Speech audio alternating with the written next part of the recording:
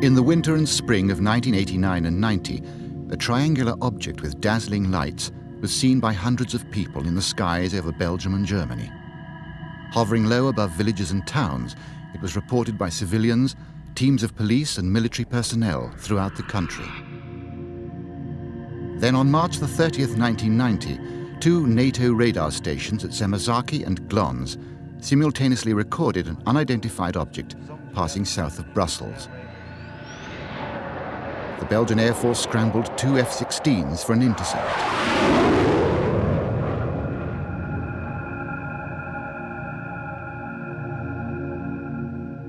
Their radars locked onto the object, the diamond shape, which suddenly dropped 1,300 meters in 1 second.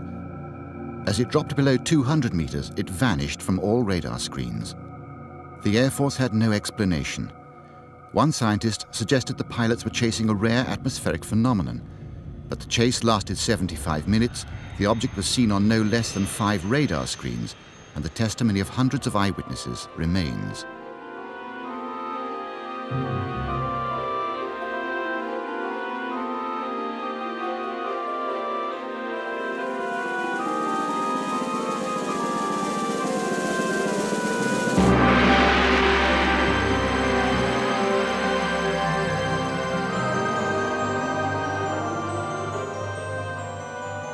UFOs.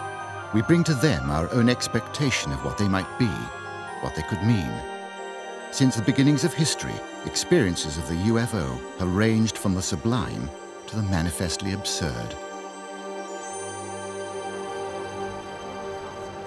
If reports are to be believed, we're already the objects of much curiosity, and every year many hundreds of people claim to have come close to the UFO experience. UFO やって、あの格好 UFO やって。光ってるね。UFO やってあれ。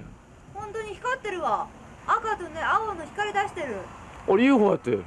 I mean, that could not be a weather balloon. That's impossible. Well, it's going up and then going over, reappearing, and it's sort of going in a sort of circle, isn't it?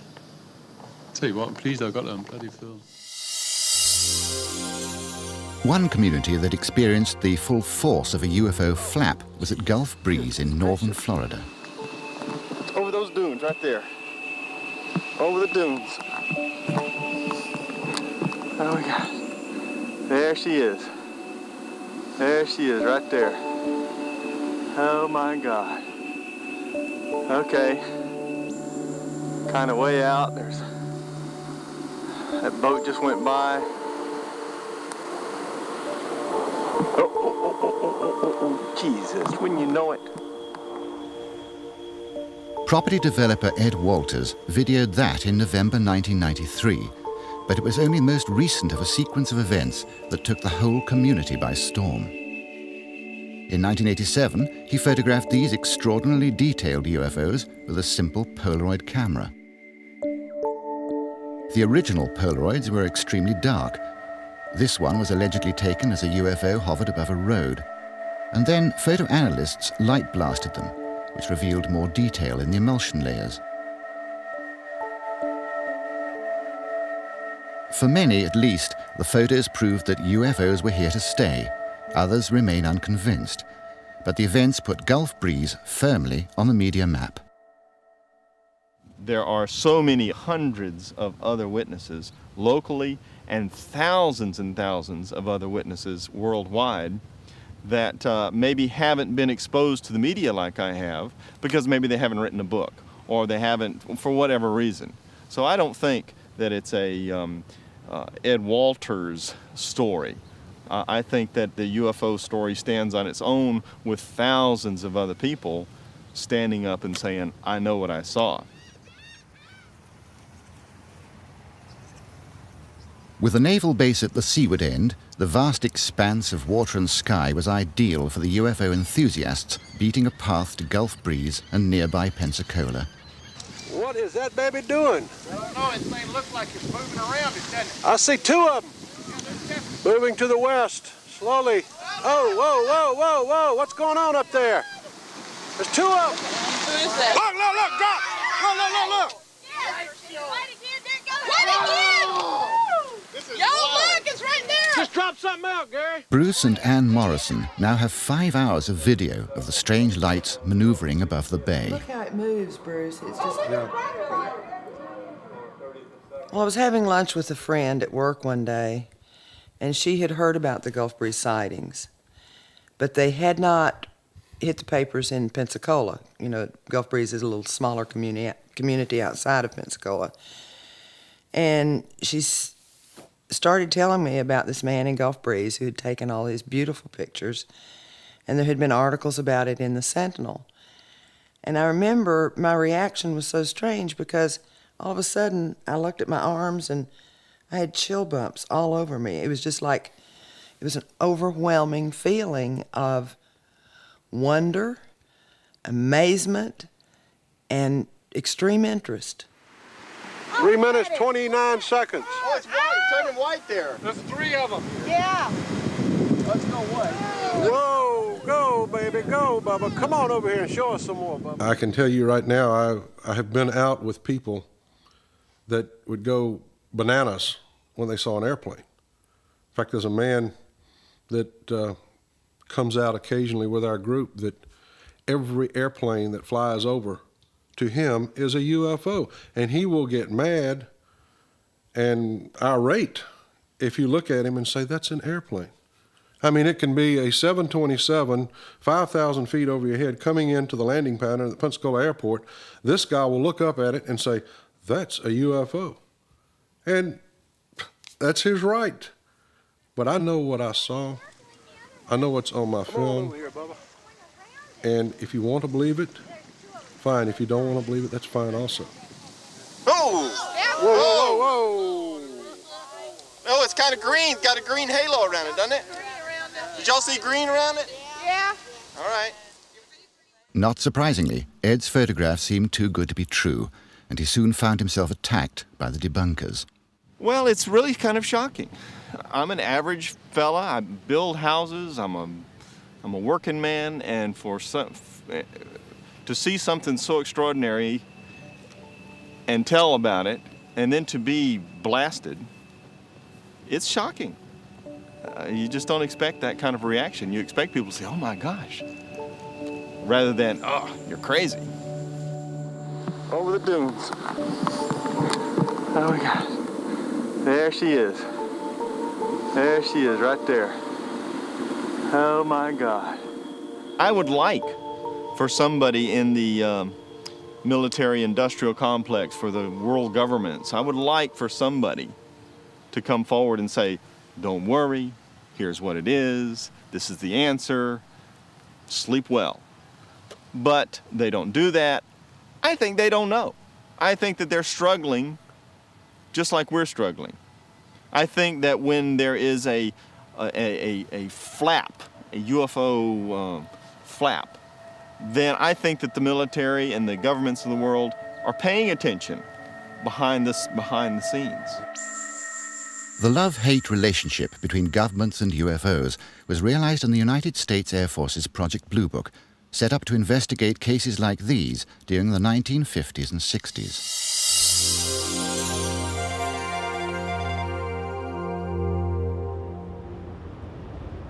The Jet Propulsion Laboratory claim that this is a light aircraft, but Lee Hansen, the photographer, is adamant that it was nothing of the sort.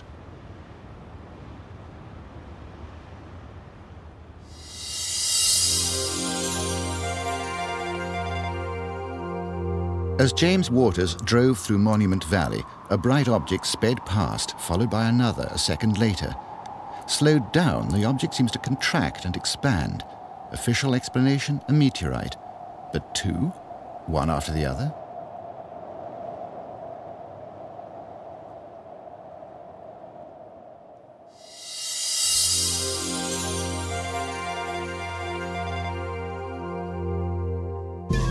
Two other classic UFO films were singled out for study by Project Blue Book. This, filmed near Great Falls, Montana, and this in the skies above Utah.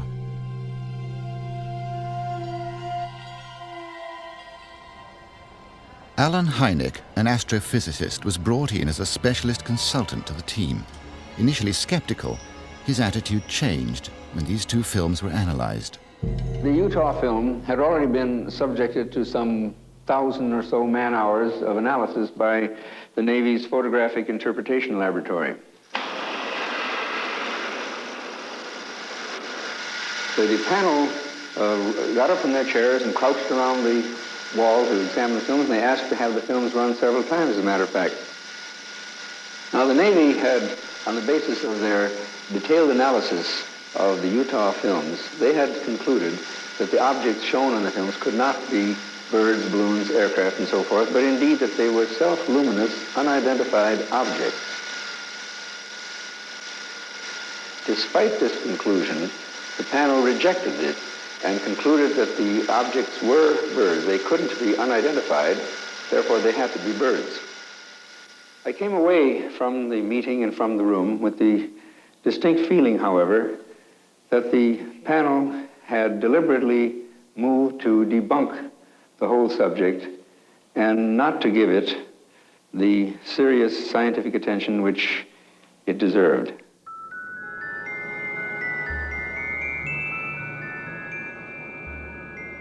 In the skies above Britain, a UFO appears from nowhere and flies alongside Concorde. It seemed intelligently controlled, but cameras can lie. The flights were filmed with a specially designed periscope camera system, the Astrovision, which uses a complex arrangement of lenses and prisms. We asked Alan Tanner of the original British Airways film team to take a closer look. Now, this is probably the classic UFO shot that everybody refers to when they talk about UFOs and Concorde. Again, you will find that it looks very similar to other shots that we've got with funny little marks on it that people say, was this a UFO or wasn't it? Look at it closely and you'll find that there's that little spot of light coming there, which could be quite easily mistaken for a UFO. But in fact, it's quite possible that the sun, which was off to the left-hand side, had caught the front element of the Astrovision periscope system and would have caused an internal reflection. And I feel that that is really sums it all up. You will see that as the camera moves, so that little spot moves, and I don't think that's a UFO.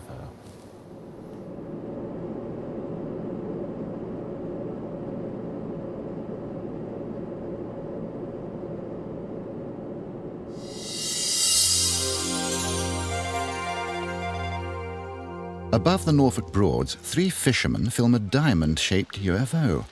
Checks were run on aircraft and weather balloons, but the skies were to all intents and purposes completely clear. 3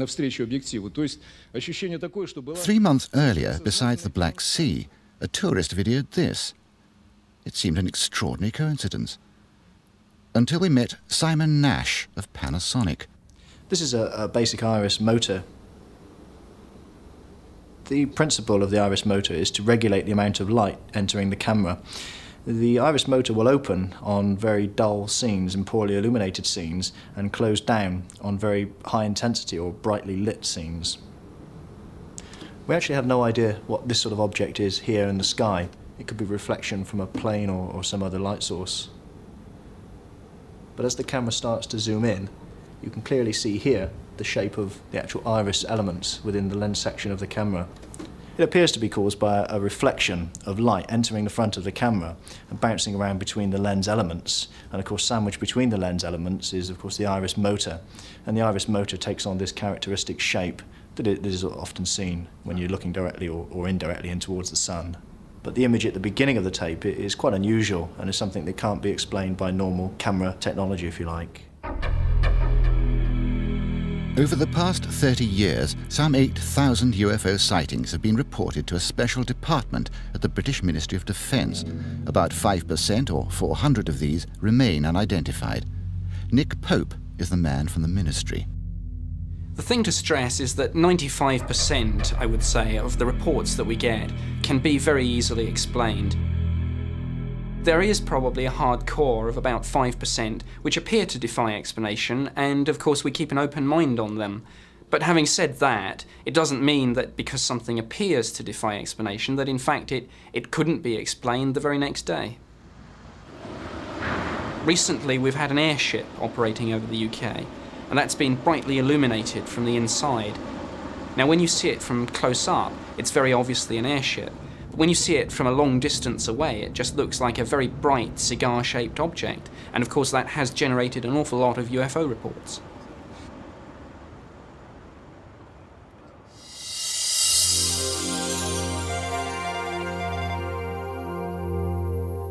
Many reports continue to defy rational explanation. In a valley near Ottawa, the object on the right was apparently witnessed by more than a dozen people.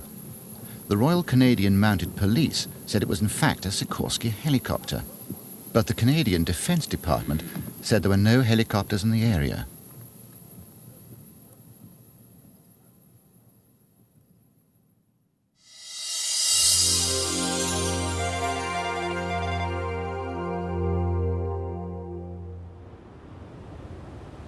This curious object filmed above an English cornfield remains a mystery. The tractor driver in the distance said that he saw a small silver disc fly silently over him at speed. Whatever that is, that's moving on its own.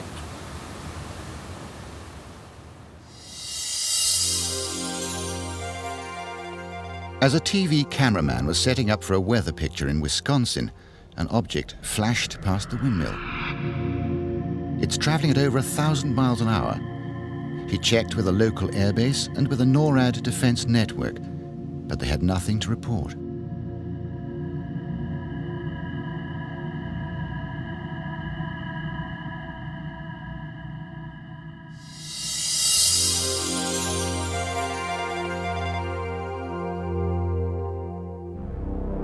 In Oxfordshire, while filming a farming program, a TV crew suddenly noticed this object over the fields.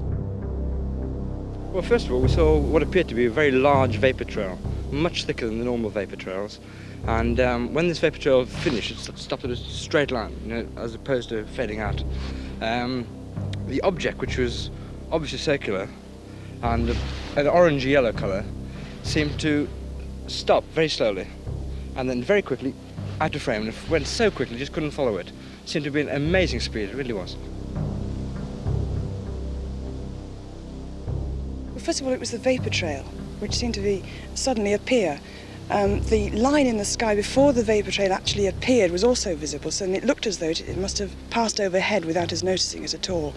But then the vapor trail itself was, may I say, sort of curly, as though the object that was leaving it was in fact spinning. Then, looking at the object itself, you could see with the naked eye that it was in fact spinning, and orange and round.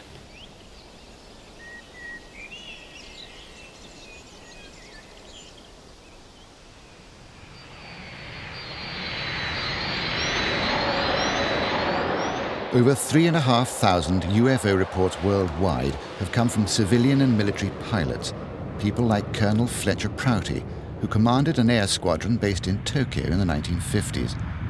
He was one of the 5 founders of the massive NORAD defense network. My aircraft were in the sky over half the world, regularly, all the time. And one day I got a top secret memorandum delivered from the White House, from the headquarters of the Air Force. And it ordered me to tell my crews that if ever they saw an object that was unidentified, they were to report it to me. I was to set them down and take their depositions, sworn statements, and then mail them to a certain office in the Pentagon. And one day, one of my crews on a flight from Honolulu to Tokyo saw something that they had to report. And they walked in my office that morning, and the captain of the crew was an old acquaintance of mine. He said, "Colonel, I'm really a little embarrassed today." He said, "because we're going to get involved in a lot of paperwork." He said, "We saw an unidentified object flying beside our aircraft for over an hour last night between Midway and Tokyo. We had 60 passengers aboard. There's no way we can say that it wasn't seen and wasn't there." So I had 12 men in the crew. I had to set aside 12 rooms with 12 interrogators. We had them write their stories down, what they saw. I packaged that all up and sent it to the headquarters Air Force. Never heard another word from it. In America, secrecy remains the order of the day, partly a legacy of the Cold War and new weapons development. But in Russia, things seem to be changing. We were given unique access to leading military figures in the former Soviet Union who not only came forward with their own testimony, but discussed research projects linked to UFO incidents. Now, hundreds are reported every month to UFO groups and the military authorities.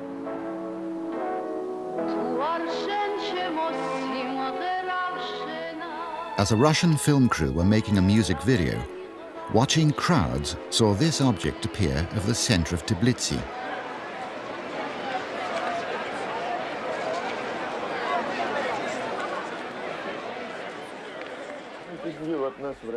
In Moscow, a KGB officer and his family film a group of unidentified lights. Until very recently, people never dared report UFOs, let alone release pictures like these.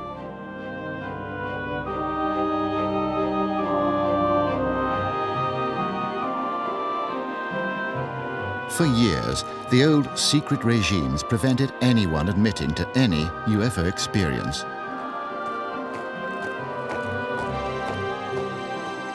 Now, for the first time, General Major Boris Surikov was able to tell us about an unidentified flying object encountered during the Second World War. As it approached, it electrically charged their bomber, threatening a massive fuel explosion. To save the plane, they jettisoned the bomb load, but reported their mission a complete success for fear of reprisals. A shape something like this. Here a ray of fire. This part is reddish. The bow is light. And it was flying at a great speed. It was lighting up the air around it. It looked like a miniature sunset. In the center there was a strange-looking flying object. It did not look at all like an anti-aircraft explosion. The diameter of a flare from an anti-aircraft missile explosion is about 10 meters. Here it was larger, and it was longer than our Buran or an Energia shuttle. I think it was about twice as long. And it isn't the type of thing which we or the Americans launch into space. One incident which revolutionized Russian military thinking about UFOs happened on the 20th of September 1977 at Petrozavodsk on the Russian-Finnish border. At about 4 in the morning, over 170 witnesses, including 20 border guards and police, saw a large, glowing object raining down beams of light. It hovered over the town for some 15 minutes before moving off towards the Finnish border. But it had been seen over a wide area for at least 4 hours before that. Colonel Boris Sokolov headed the Ministry of Defense's investigation team. Later, having read the report, I found that a large group of military men had witnessed the event, about several hundred kilometers away from Petrozavodsk, in one of the border regions. When they tried to report it, using their usual field communications, they had telephone and cable lines, radio and shortwave, none of them worked. After the incident, which had lasted for several hours over Petrozavodsk, and a little shorter period of time over the border area, all communications were suddenly restored. This event so concerned the military that for the first time they and the scientists began a unique state-funded research project. The Russian Academy of Sciences and the Ministry of Defense in Moscow were able to draw on a potential observer force of some 6 million troops. It was a huge number, an experiment that will never be repeated. It lasted 10 years, and the whole of the Soviet Union was involved, 1/6 of the globe. And the number of potential observers was over 10 million.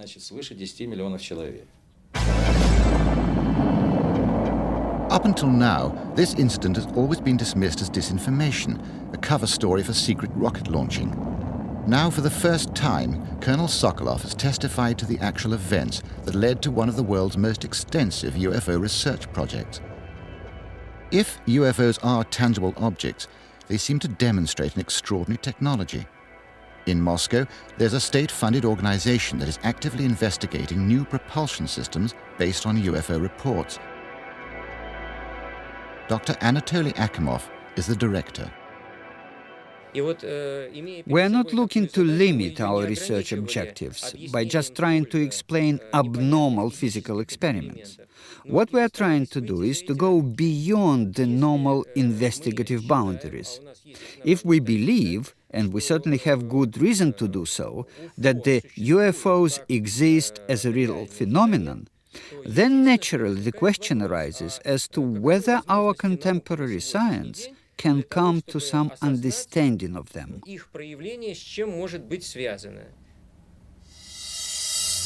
In stark contrast to the openness of the Russians, the British Ministry of Defence are still denying an incident that happened in 1980 here at the Woodbridge Joint British-American Air Force Base.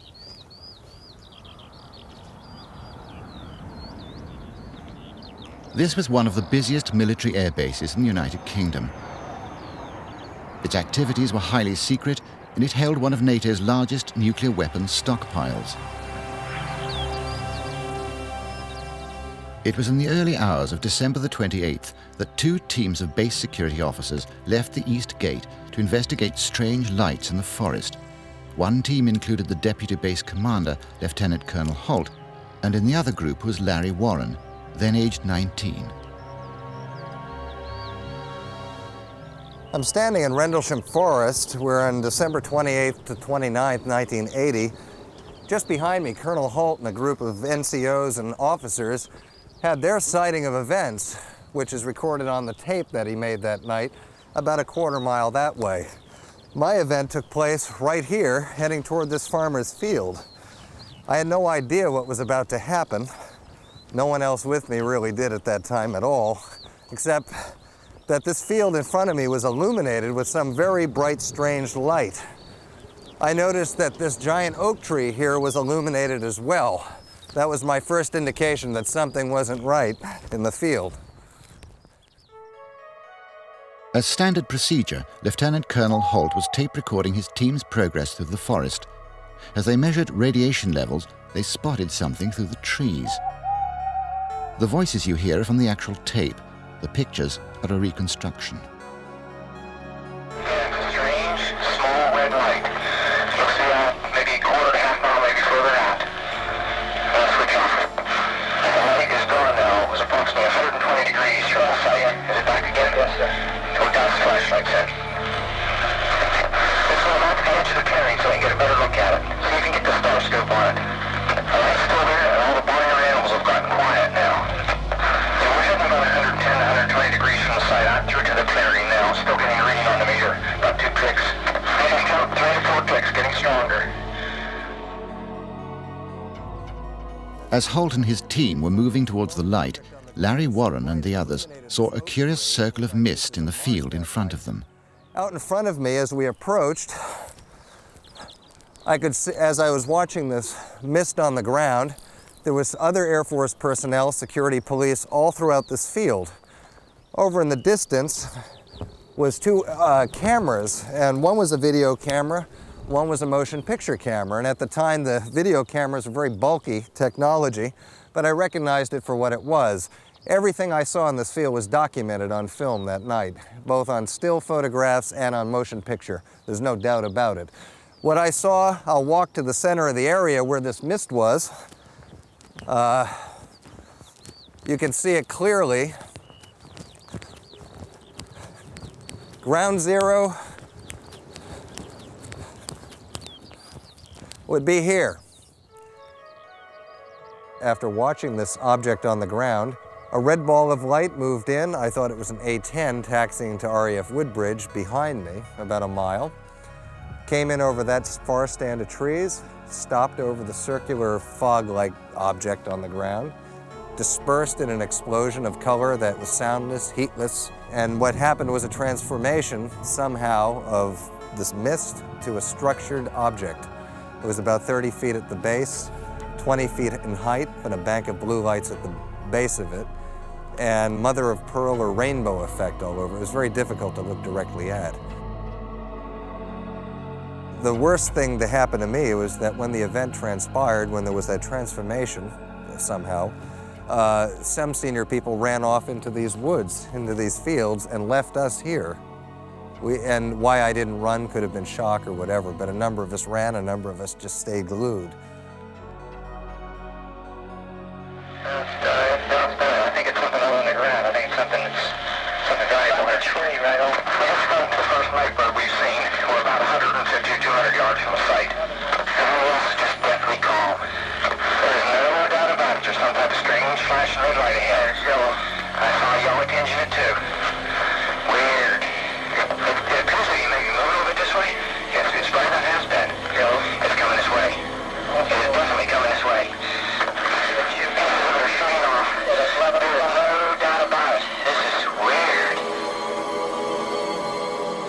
But the military were not the only ones witnessing the events.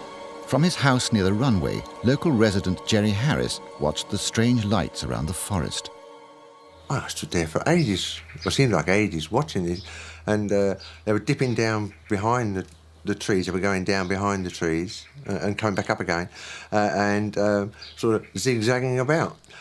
And I thought, well, if they were airplanes, they would crash into the forest because the runway's over there and they're over there.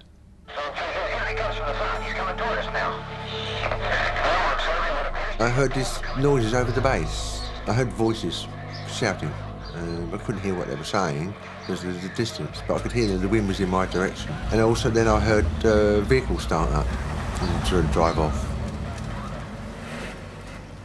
Well, I imagine anyone could have made this up if they were very imaginative. However, I don't know why someone would have chosen to make it up and then carry it on for 14 years when we all have certainly bills to pay, lives to live, other interests, you know.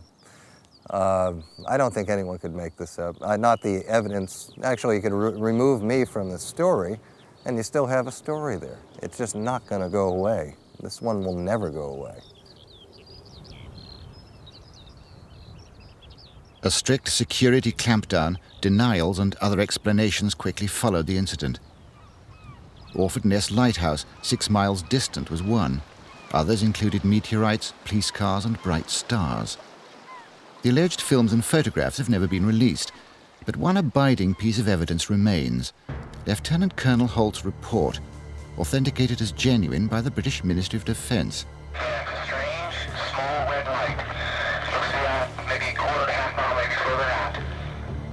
It was released 3 years later through pressure from Warren and others, using the American Freedom of Information Act. We're about 150 or 200 yards from the site. Everyone else is just deathly calm. There's no doubt about it. There's some type of strange flashing red light ahead. It's yellow. I saw a yellow tinge in it too. Weird. I wasn't there at the time of the Woodbridge sighting, so I can't be sure what happened. It may well be that no explanation was found for what happened that night, but when we find no evidence of a threat, our involvement ends, so something can be unexplained, but not necessarily lead to any further official work.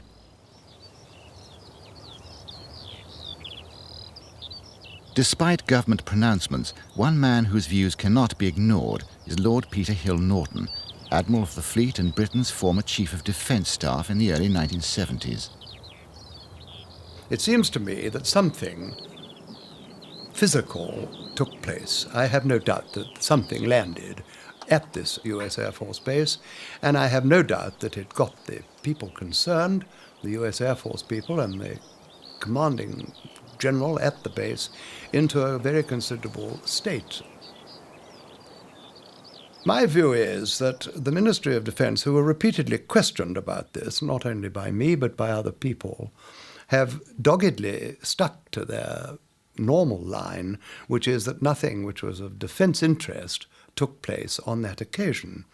My position about this has always been quite clear, and I have said this both in public and on the television and on the radio, and I said it face to face to Lord Trefgarne when we met.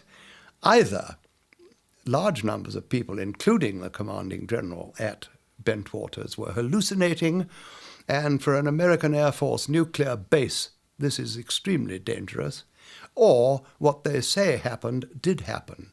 And in either of those circumstances, there can only be one answer, and that is that it was of extreme defense interest to the United Kingdom. And I have never had a satisfactory rebuttal of that view.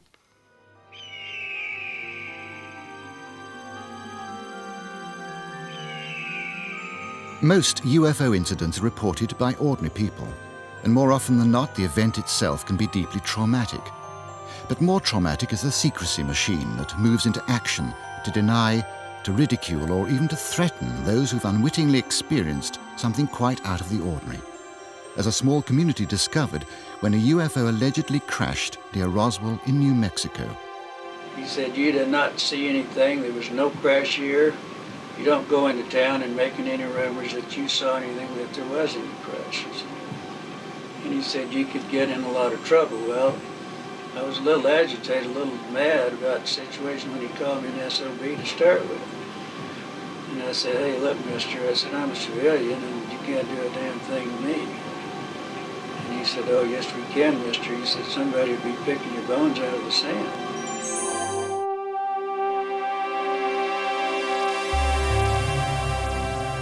The case of the crashed disc and its alien occupants has become an enduring UFO classic.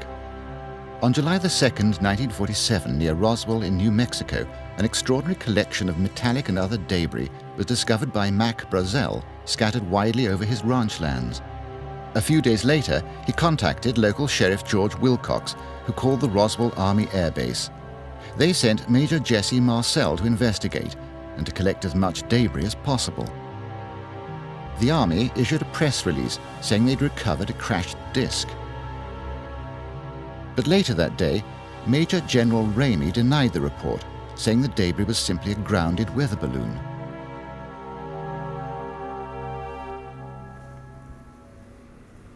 For Fred Whiting of the Fund for UFO Research, the official conclusion simply didn't hold water. And with other researchers, he's filmed the testimonies of some surviving witnesses and their family members. Heretofore, stories of crashed saucers were twice-told tales. I have a brother who has a cousin who has an uncle whose barber says he knows someone who heard something. That has been the way most of these accounts have been circulating. That's very frustrating because you can't follow up on that. You can't ascertain what the facts are, and in all likelihood the story's bogus because it's been told by so many people and therefore is quite distorted. Roswell is different. Roswell has a cast of characters who are known, most of whom are still alive even after 46 years, all of whom are extremely credible people. One thing I was certain of, being familiar with all air activities, that it was not a weather balloon, nor an aircraft, nor a missile. It was something else of which we didn't know what it was. There were just fragments strewn all over the area, an area about 3/4 of a mile long and several hundred feet wide. One evening we were watching TV, and it was on TV there was something about space. And my grandmother looked over at me and she said, "Barbara, do you believe in anything, outside of the earth?" And I said, "I do." And she said, "Well, I have something that I would really like to tell you, but I don't want you to ever discuss this or tell anyone because I've never told anybody." She just wrote an article one time and put flying saucer on it, and that's all she had ever written down on a piece of paper. And I said, "Fine, what do you need to tell me?" And she, I thought it was going to be something completely different than what she told me. And she said, in the 40s, there was a spacecraft, a flying saucer is what Big Mom called it, crashed outside of Roswell. And I said, "That's interesting." I said, "How do you know about it, Big Mom?" And she said, "Your grandfather, George, was as a sheriff at the time.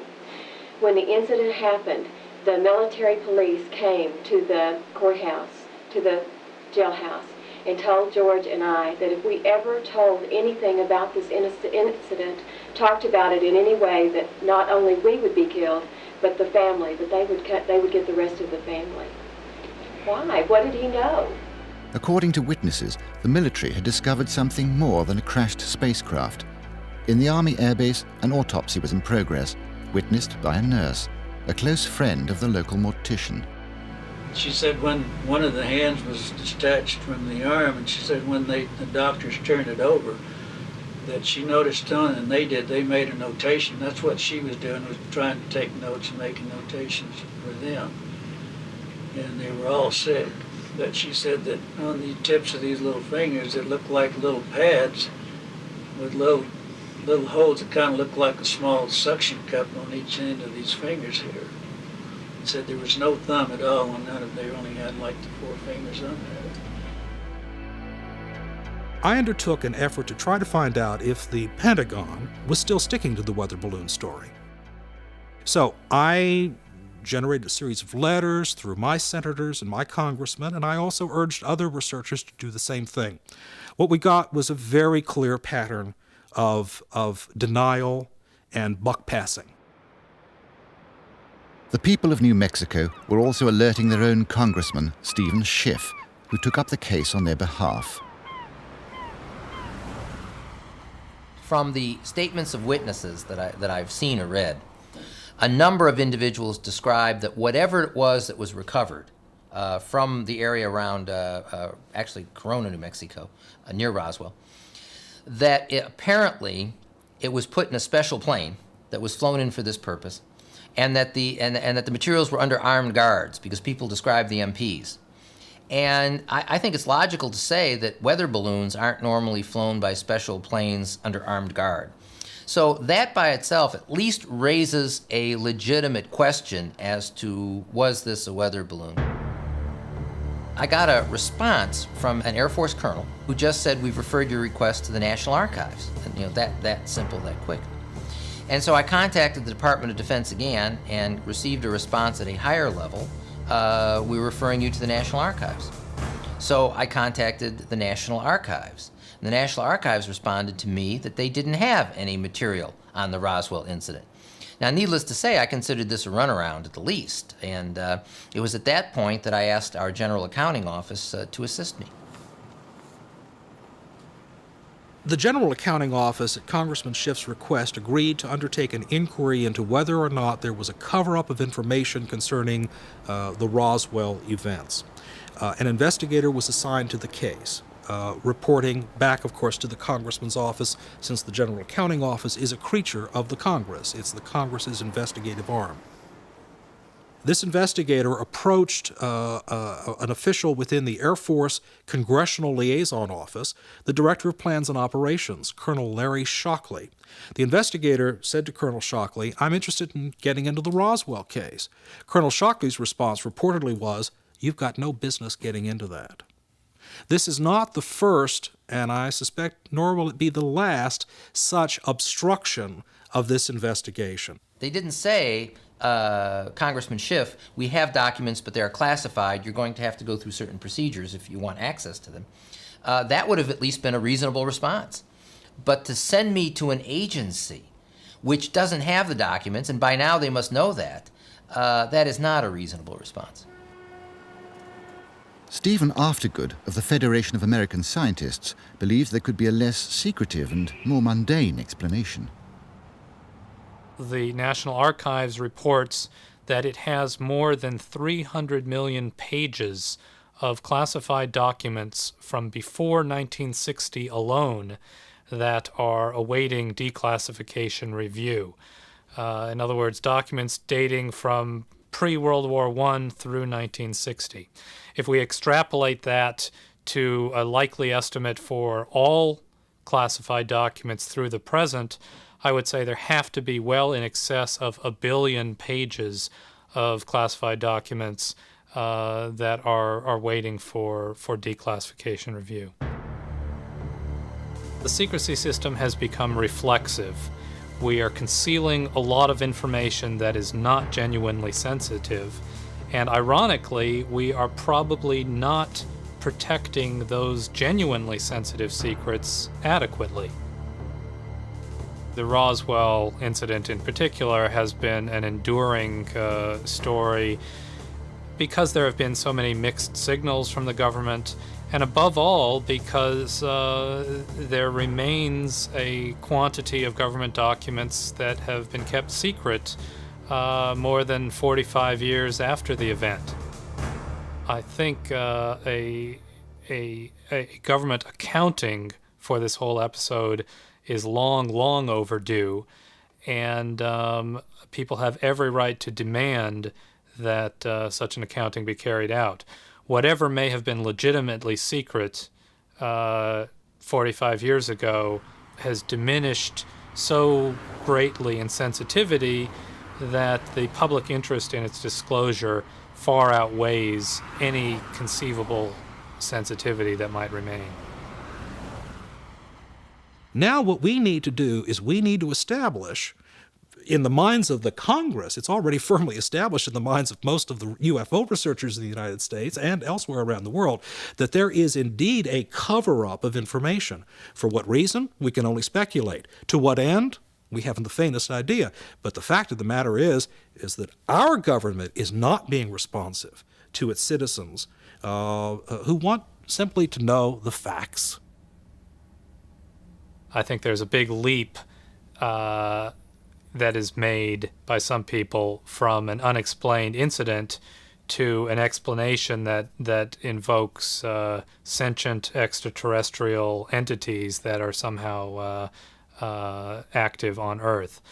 I am not personally cognizant of any evidence to support that, but certainly there is a vast quantity of government documentation on the phenomenon of unidentified flying objects of one sort or another.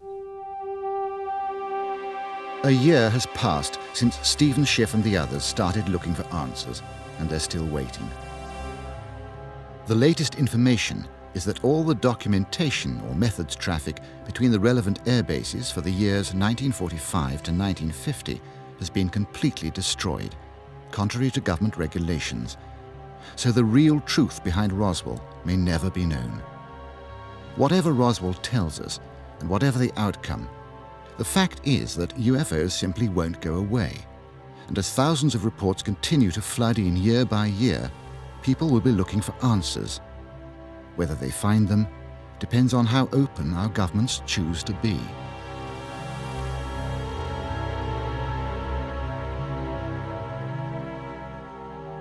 The regime of secrecy is itself a legacy of the Cold War. As West meets East, could we not follow the Russian lead in attempting to find an answer to the mystery of the UFO phenomenon?